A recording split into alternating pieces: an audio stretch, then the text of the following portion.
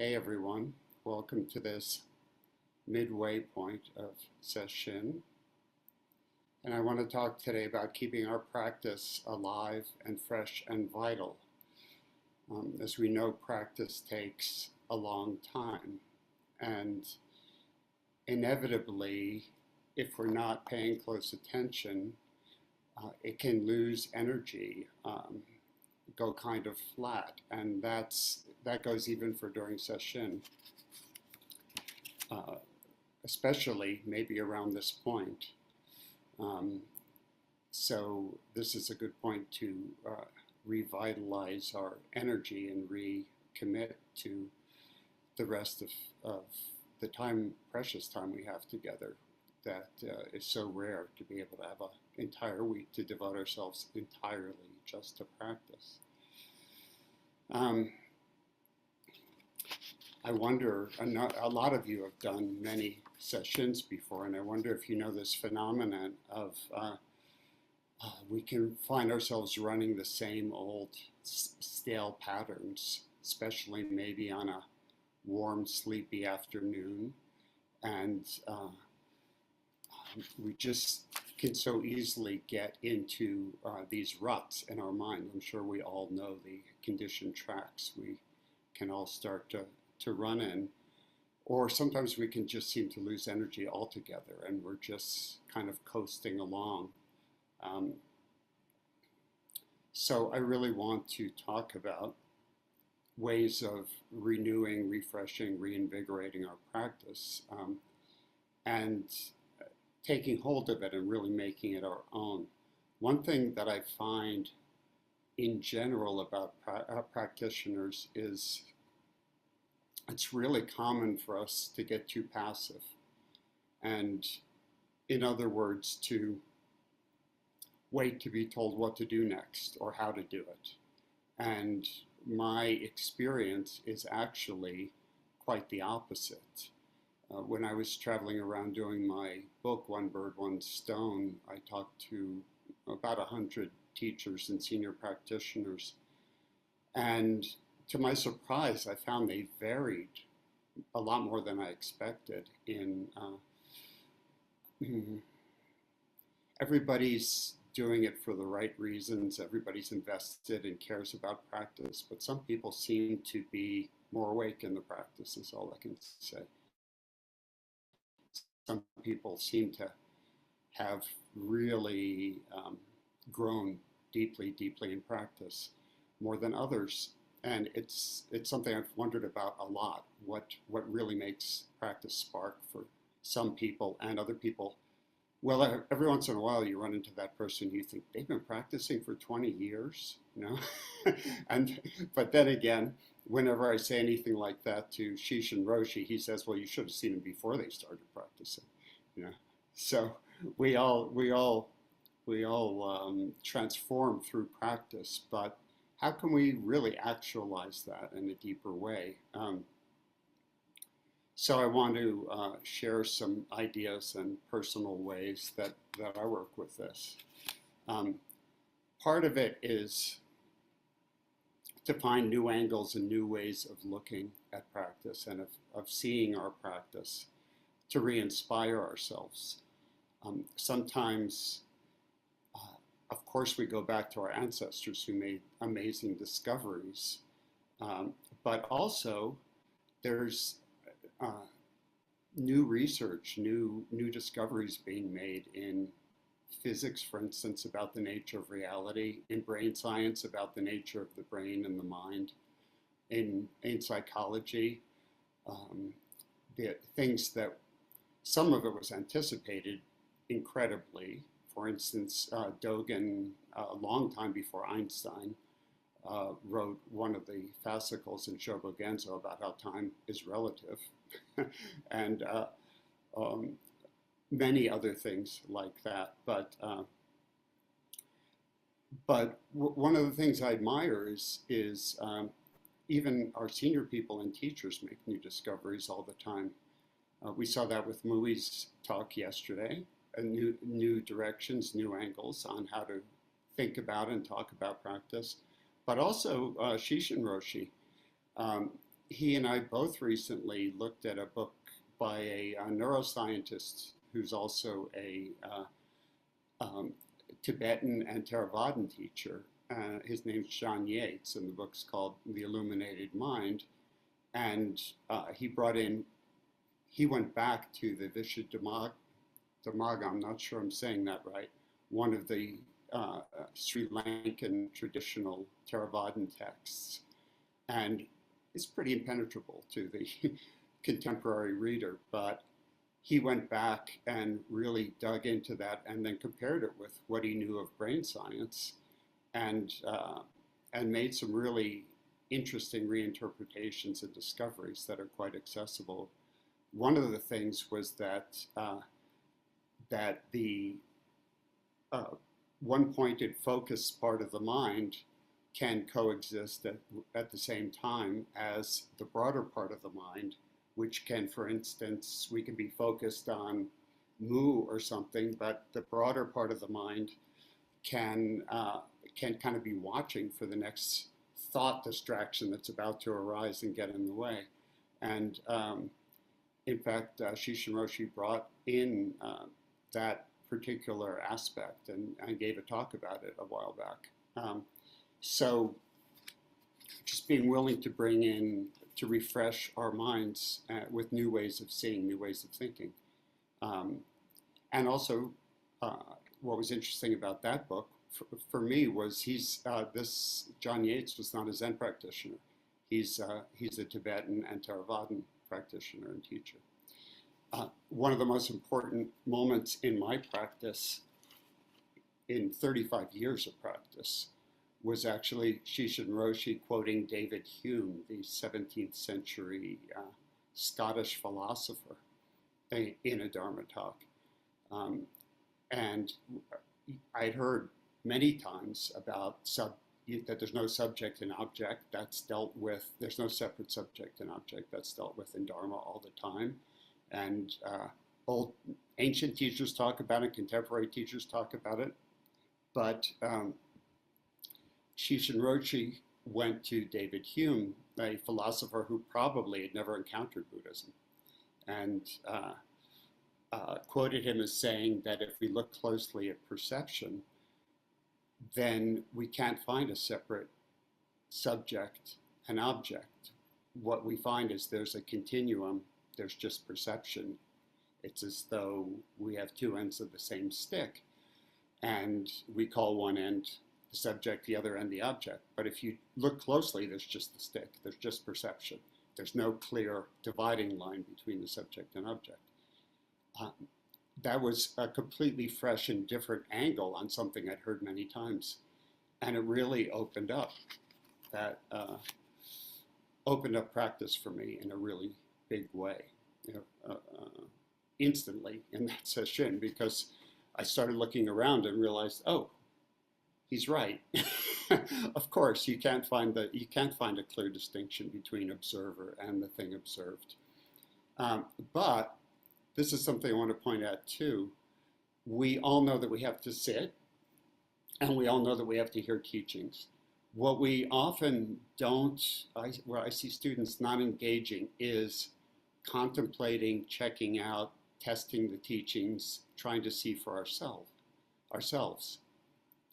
Sometimes we can just be too passive, as though if we hear the teachings and then we just go sit, it's just going to happen. But for me in that moment, it was Roshi quoting David Hume, and then it was me going, is that really so? And then looking around, and sure enough, it was. But sure enough, I saw that it was. But you see, it was, of course, it's also the bond with the teacher, which Mui spoke very movingly about yesterday. That he just trusts Sesshin Roshi, and so his words went right into me. But even though I trust him, I had to go, wait a minute, really? And take a look for myself. So we have to remember that part of it. We have to remember that when we hear something, and especially something that piques our interest, we need to look into it for ourselves. I'll say a little bit more about that as we go along. But Zen, of course, is the study of the self, as Dogen tells us, and of our mind, of the mind, the way the mind works. And I really saw this fresh approach in Mui's talk yesterday. Of course, he's a psychotherapist, so he automatically brings in psychotherapy. He brought in Star Wars. That's a contemporary way of looking at things. But also he looked into brain science, which was interesting. And I was really struck by the way he compared the neural pathways, the brain neural pathways, to Google Maps. And it's actually a great metaphor for the conditioned routes we travel and reinforce again and again. And although I was a little worried about his report of driving under the influence of samadhi, I think that, that might be a new thing that the police department needs to look at as mindfulness and meditation gets more broad throughout the culture. But there are thoroughfares, the big thoroughfares. These are stories we travel over and over and over again, and these are the ruts we often get caught in. And but practice is about choosing different routes and overcoming our conditioning so that we see in fresh and new ways. So to extend Mui's metaphor, I guess we could speak of Zen as a kind of spiritual GPS, showing us new routes. There's all sorts of great new ideas in Mui's talk yesterday. For instance, I was very struck by his mention of Star Wars underwear. I think we should institute that for all monastics, that should just be part of the uniform. Actually, for all I know, it is part of his uniform. We wouldn't know, would we? But also, it was interesting the way he balanced the kind of a new metaphor off of the traditional story of Huineng, so going back to the ancestors. And it strikes me that there's stuff back there that's been somewhat left behind too, like contests. I mean, talk about refreshing our practice. There's an idea there. We could be holding contests, and isn't it funny how different they did things back then? And it wasn't just the contests, but also Huineng has to flee the monastery because his poem is chosen over the head monk's poem, and the head monk is jealous, and Huineng has to flee for his life, apparently. All I can say is they sure took their poetry seriously,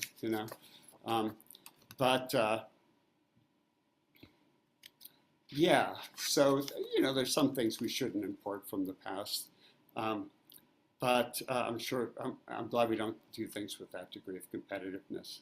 Although I'm getting a little nervous about the way Mui's looking at me lately. I'm starting to think like maybe he's after me, But one of the things I was struck by Mui's description of samadhi and how samadhi is for him. And I realized, as I often have in talking closely to people about practice, that the way he enters it, experiences it, and works with it is different from the way I do. And the thing about Zen practice is it can seem so structured that we can forget there's infinite freedom in the form. I mean, after all, a lot of the time you're just sitting there, nobody knows what you're doing, right? So some of the things that he shared, for instance, our instruction is, in general, to sit with our eyes open.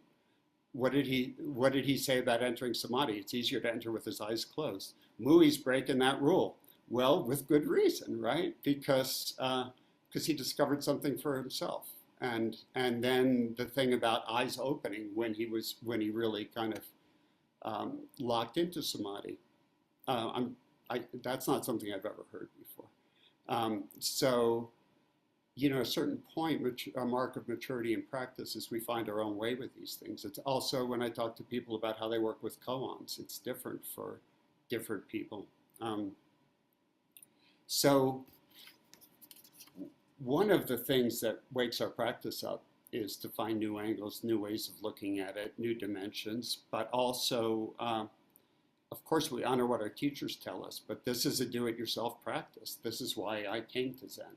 It's because we're supposed to check out everything that we're told in our own practice. And I really encourage everybody to do that, and to not, I guess we're all going to fool ourselves sometimes, and we're all going to coast sometimes. I've certainly done that in the past in sessions. I've got to say, I work pretty hard in session now. I just learned there's no point in wasting my time. But I certainly, in the old days, there were plenty of afternoons I just kind of coasted along in a half dreamy state, kind of spacing out. And really, the way I look at it now is what a waste of time that was. And why didn't I question that I was doing it, you know? Why didn't I even kind of half notice that I was doing it? I think that happens to a lot of us. I know it happens to a lot of us because, of course, I talk to you all, and I talk to many other students as well. So I encourage everybody. Sometimes it's just like we feel like, oh, I'm tired, I want to rest. But usually backing off and spacing out just makes us more tired. What the magic of Zazen is, if we re-engage it and we kind of re-up our ante, that the energy will come, renewed energy will come. We'll find a second wind, kind of. So I encourage us to just try and be aware of what we're doing, and try and raise the oomph to overcome those tendencies to fall into the same ruts. And we all like to fool ourselves. Everybody does it.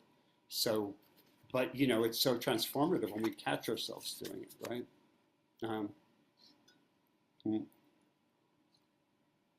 I remember one time, some years into my practice, and I would do periods of monastic residence. At that point, early in my practice, it was at Zen Mountain Monastery in New York. And but there were times I didn't go there for a year, and there'd be times I'd spend a lot of months there in a year. But during one of those periods that I was doing my home practice, and one day I just realized, I'm sitting down here like I always do, but I'm not practicing. I'm just sitting here thinking. And I thought, how long have I been doing this? And I kind of looked back over my practice. I realized I've been doing that for at least months, maybe even a year. I just completely had somehow forgotten that when you sit down, you meditate. I thought if I was sitting down, I was doing it, right? And actually, I realized all I was doing, I wasn't even trying. But, you know, I was so unconscious of that for quite a period of time. And then it just clicked for me. Oh, wait a minute. What am I doing? So this thing about contemplating and checking out the teachings against our own experience, you know, maybe it's not clarified that much. I think some of us just get that that's what it's about. Of course, we're supposed to contemplate and check it out and ponder it. Of course, we're not pondering with the thinking mind while we're on our cushion. We're not getting caught in that kind of mental cogitation. But if you've ever read Dogen, one of the things he says again and again when he raises a principle, to oftentimes in speaking to his monks, he says, you should deeply examine this. And so what's he telling them to do? He's telling them to go away, check it out against their own practice, also think about it when they're not sitting on the cushion. But because that's a way you can fool yourself too. You're sitting there philosophizing, which won't get us very far.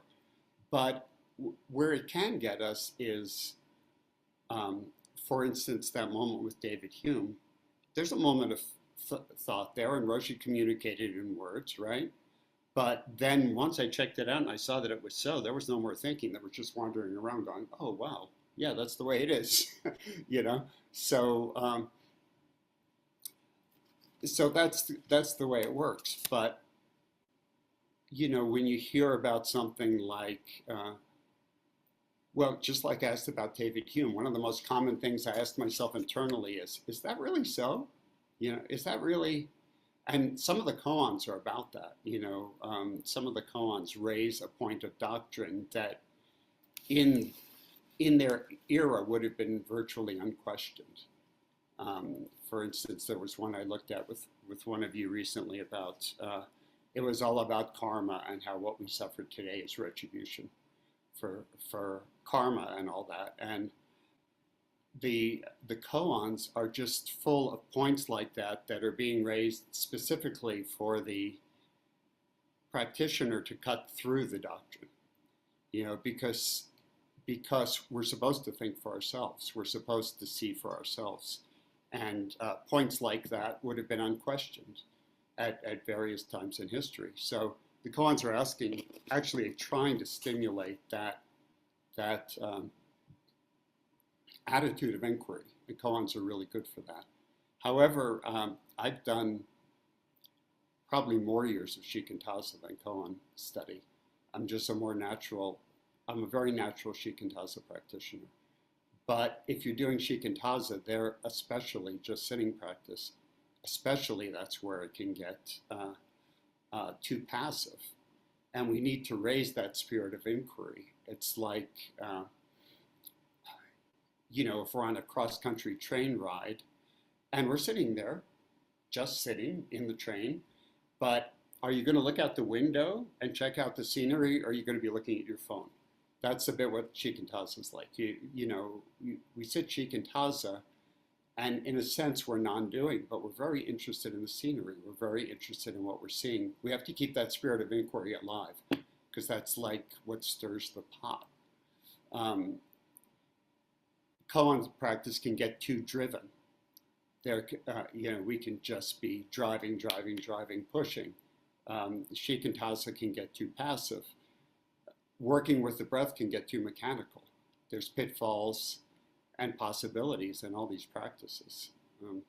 So I'm just saying we have to watch and be discerning and not let ourselves fall into practicing by rote, not really paying attention to what we're doing.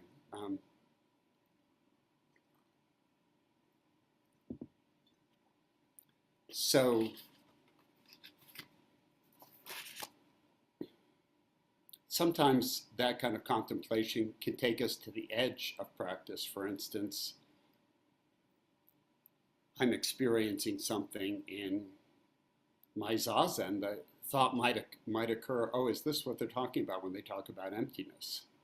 Well, let's check it out. That to have that thought raise and point us further into practice is not a problem. It's only a problem if you start thinking, well, emptiness out of which everything comes. Who first spoke about emptiness? Well, I think that was basically a Mahayana thing. We find that in the Mahayana sutras, right? Then we're off to the races, right? It's more like, oh, this is what they're talking about. That's probably where that contemplation side, it's about the only place it usually functions within my sitting practice. But it functions that way a lot. What's the nature of perception? Is there any, when they talk about illusion, when the old teachers talk about illusion and that we don't see things as they truly are, what do they mean? What's the nature of that illusion?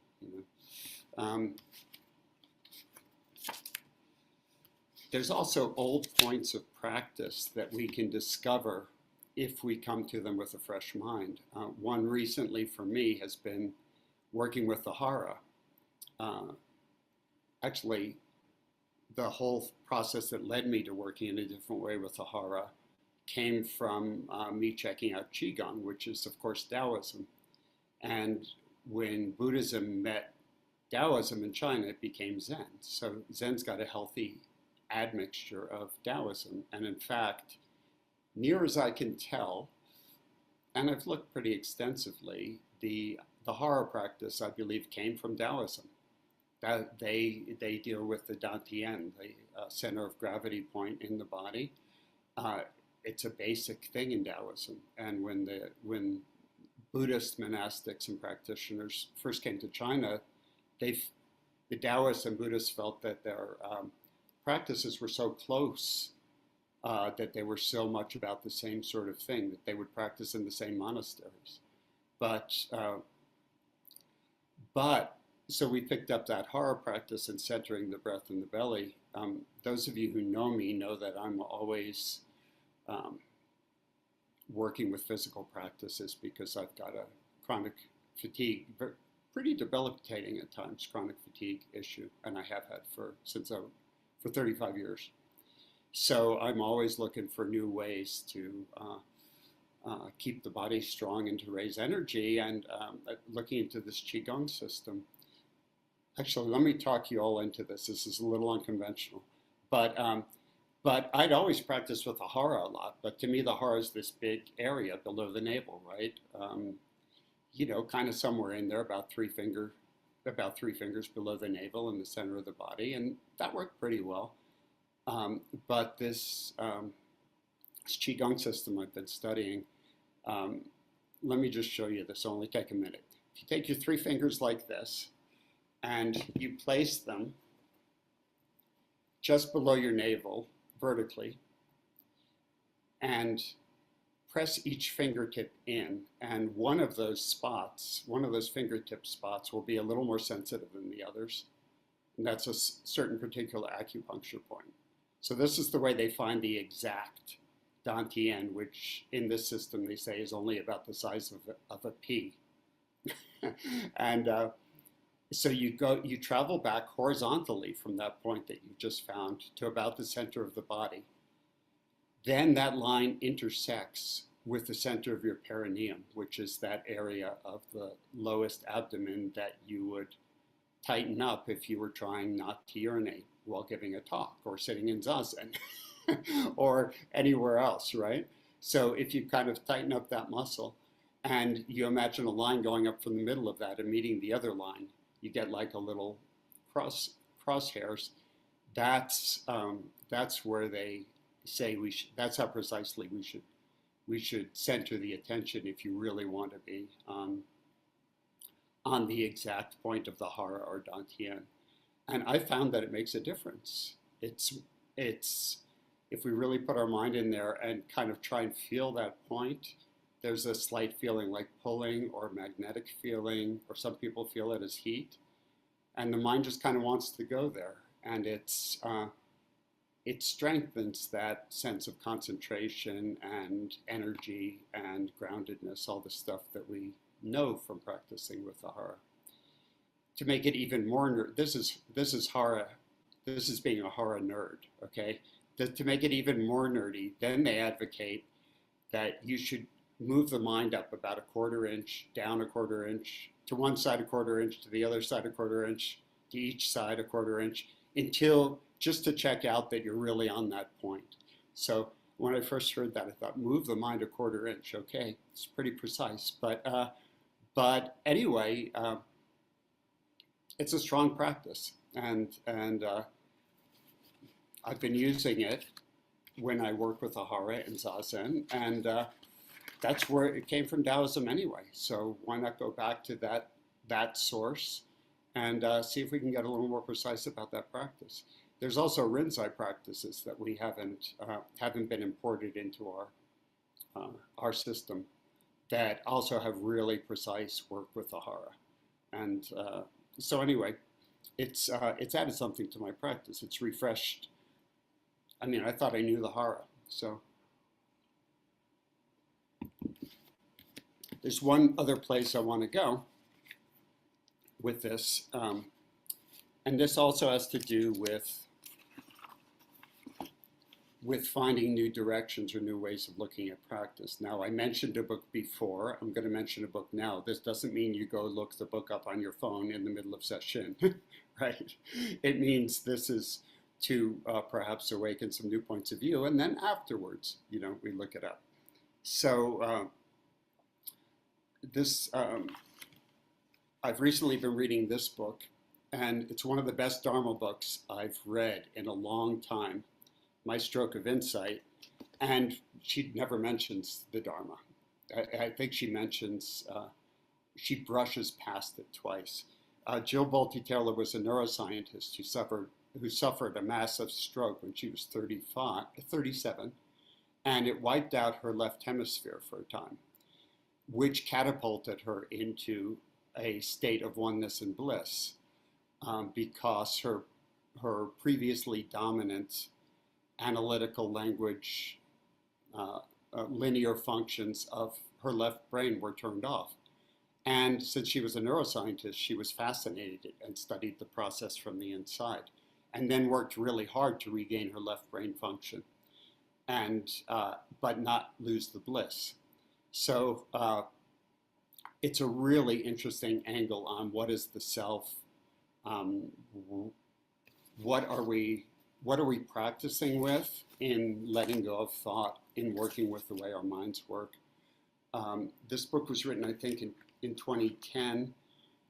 Brain science has advanced a little since then, so it's not quite as simple as left brain and right brain. It's now known, but nonetheless, it's a perfect lens through which to look at certain amounts of experience. I just want to read you a couple things to kind of show you how a different angle on the same material we look at can be eye-opening.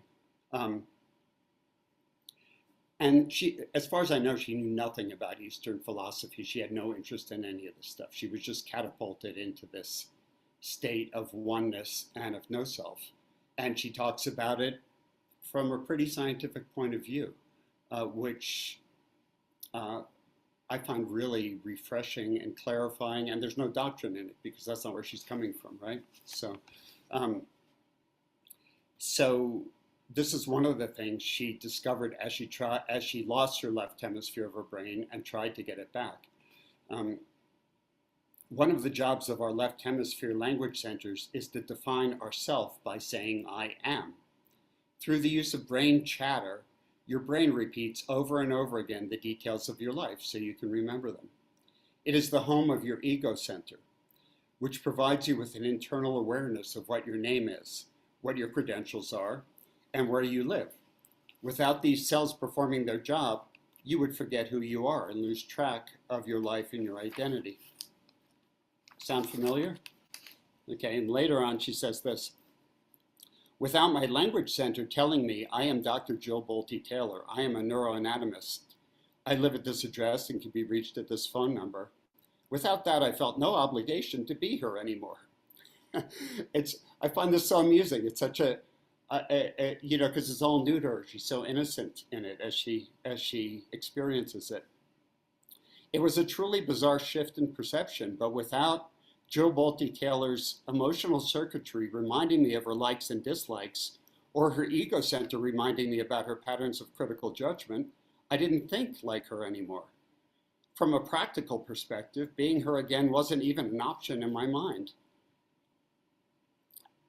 From my new perspective, that Dr. Jill Bolte Taylor died that morning and no longer existed.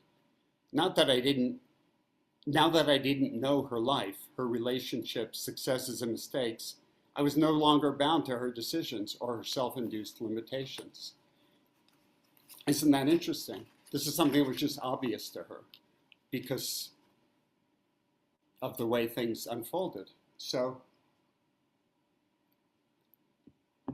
this leads me back to a way of refreshing our practice. And part of what I'm saying, of course, is to be willing to be creative about your practice.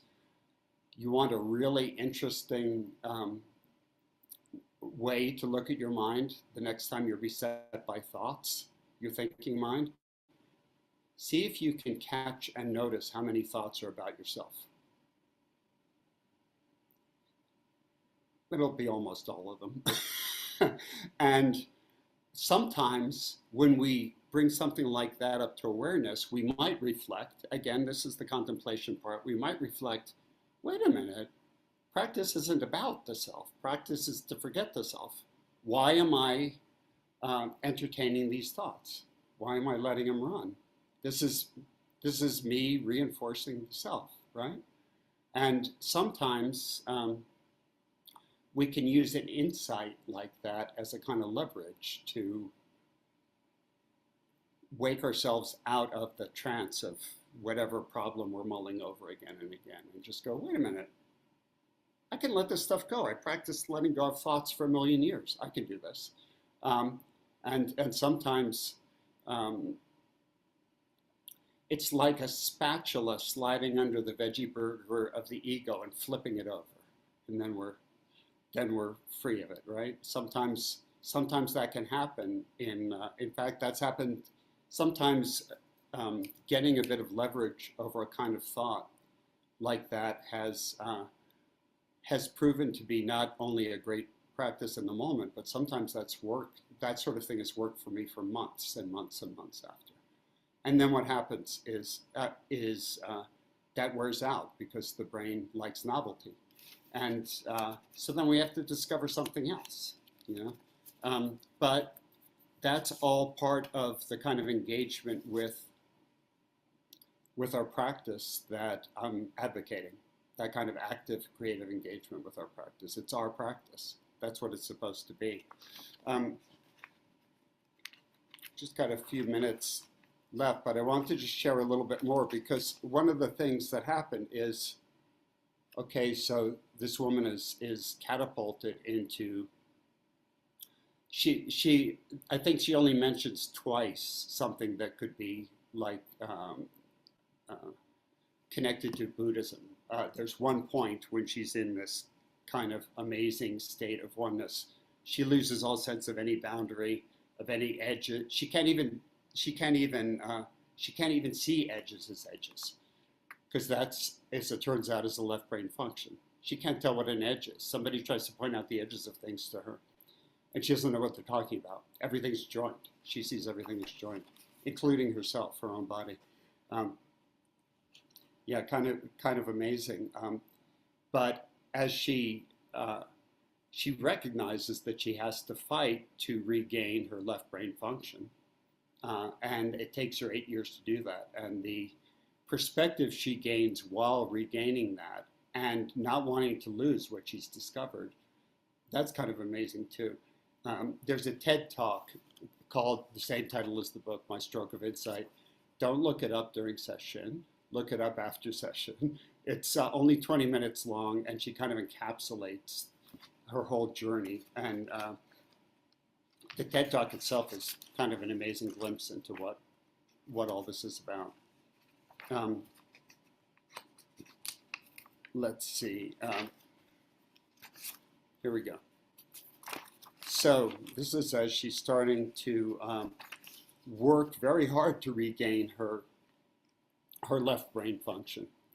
And what we're talking about here is, we don't usually phrase it this way in Zen, but there is a category of mindfulness in Theravada Buddhism called mindfulness of mind. This is what we're talking about, looking directly at the mind. The Theravadan is somewhat different from this perspective. One of the things I've done with my Sage Institute program, where I train meditation leaders, is one of the common confusions in our practice is we use this term ego, which is a term that is 100 or 150 years old. It's not the term the Buddha used. We talk about a certain aspect of the personality as ego. The Buddha didn't say no ego, he said no self. So one of the things that I've been doing is trying to define for the people I train, well, what is this ego thing? What do we actually work with? Do we, Joe Bolte Taylor has a sense of self. It's just not a problematic one, So one way to look at it is you could speak of the ego as all the defense systems we have around our self-image. And we actually, in the Sage Institute training, we work with a list of these, and they include things like resistance, defensiveness, judgment, embarrassment, self-consciousness, taking things personally, taking offense, excessive pride. Anyway, that's a pretty good smattering of defenses that are largely not 100% ego-based. Some of them, sometimes we need to resist, and that's not always ego. But the interesting thing is, she starts to talk about all the factors that dropped out of her life when her left brain was turned off. They're all exactly those factors. The list is almost identical. It's kind of uncanny, you know?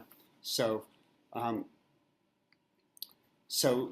here's one of the other big aspects that we look at is some of you have heard me in the past give a talk on the 5 conditions, which is a version that Bernie Glassman started and I adapted of the 5 skandhas or 5 aggregates. If anyone's interested in follow up with me after session, and there's an article I wrote about it in Tricycle Magazine that kind of lays out the whole way we work with it. But just for shorthand, I think we all know that there's direct experience of reality, or at least as close as we get to reality, and then there's all the stories and projections we overlay on it, right? So the 5 conditions was a particular way of looking at that. But here's her way of looking at it. Just what she realizes just because she sees it clearly. One of the most prominent characteristics of our left brain is its ability to weave stories.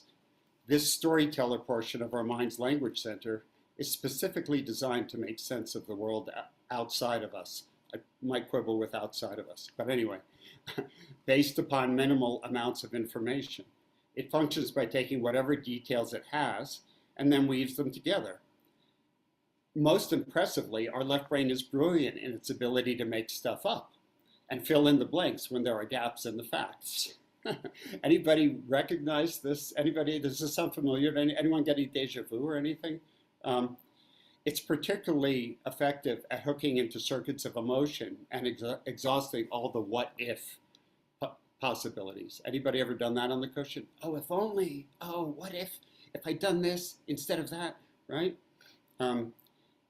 As my left brain language centers recovered and became functional again, I spent a lot of time noticing how my storyteller would draw conclusions based on minimal information. For the longest time, I found the antics of my storyteller to be rather comical, at least until I realized that my left mind full-heartedly expected the rest of my brain to believe the stories it was making up.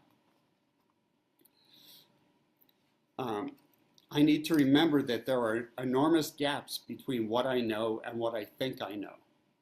Oh, anybody getting a buzz of familiarity from those words, not knowing, beginner's mind, and all of that. I learned that I need to be very wary of my storyteller's potential for stirring up drama and trauma. I especially notice it has a tendency to be redundant, manifesting loops of thought patterns that reverberate through my mind over and over again. The portion of my left mind that I chose not to recover in her 8 years of recovering her left mind was the part of my left hemisphere character that had the potential to be mean, worry incessantly, or be verbally abusive to myself or others. During the process of recovery, I found the portion of my character that was stubborn, arrogant, and or jealous resided in the ego center of my left brain. Anyway, she lived with this outside perspective on the left brain so often that for so long that she developed her own ways of working with it and noticing when this came up again and being able to disengage from it. And I think we've all heard that emotion left to its own devices will pass quickly if we don't grab onto it, right? Or lock onto it with a story. She claims, I don't know that I can independently verify this exactly, but she claims that a raw emotion, if we don't grasp it, reject it, or add a story to it, will only last 90 seconds. So she says she learned all she has to do when she feels angry or upset or irritated or whatever is wait 90 seconds, not engage, not push it away either. She's fully aware of it, be aware of it, and then it'll pass. Now, I don't know if I get irritated if it passes in 90 seconds, but it'll certainly pass in 5 minutes if I don't latch onto it or in some way engage with it. So anyway, I bring all that up just to say that You know, when we hear that we're enlightened already and we just need to discover it, she kind of discovered that. She kind of discovered it. It's all it, for most of us, especially in this culture, that whether you divvy it up to left or right brain exactly or whatever, uh, mostly those functions of our mind, which are largely rooted in the left brain, have become dominant, and they squash out the voice of the right brain. Again, oversimplification, but they squash out the capacity that we all have to feel that kind of unity and joy and present moment immersion in experience without living in worry and fear. Because she was, the striking thing was, she was in a life-threatening, you know, if she hadn't got immediate care, she would have died. And in prior centuries, it wouldn't have mattered the care, she would have died. So here she is in a life or death situation. She's completely unworried. She's one with the universe. No problem, you know? And that was just in her. All it took was just having to have the other part of the brain that had always dominated turned off. So again, I don't know that it's all in the brain. She's a neuroanatomist, so she interprets it that way. Scientists before and since have looked for consciousness in the brain and haven't been able to find it. But whether the brain's a conduit for consciousness or whether it's actually manufactured there doesn't really matter in this context. It's when the analytic part of her brain was turned off, it was all right there for her. And this is something we experience from time to time in practice. I bring this up because I've worked very consciously with those kind of mind loops and those kind of thought patterns that are just not serving. And she goes on later to say that she continues to work with them every day, and sometimes she has to work with certain sticky patterns 1,000 times a day. And I've had to do the same thing. But you know, most people will give up, but it's worth the effort. It's worth the effort. Negative self-talk was a big one for me. That took me about 1.5 years of concerted effort to finally root out the daily continual practice looking at those negative voices that weren't true. I'm not saying I turned off all self-discernment. We need self-discernment, but I think you know the voice. I think you know the voices I mean. The ones that say we won't succeed, we're not good enough, we're whatever. We all know our version of them. We don't have to live with those voices. We can, and not only that, but this isn't just psychological practice, because what blocks us from seeing unity is often that kind of I'm not good enough voice. I'm not good enough to see unity. I'm not good enough to experience enlightenment or realization or an opening. I'm not good enough to be as cool as the Roshis, you know. That's the kind of stuff that, when it's simply removed, can hugely liberate our natural ability to just see who we really are, you know, at bottom. So I encourage everybody to re-up, reignite, re-inspire, and dive back in. And I'll be diving back in with you, and I've been enjoying talking with you all in the afternoons. So please come see me, and we can talk a little bit more about this and about your practice. Thank you all.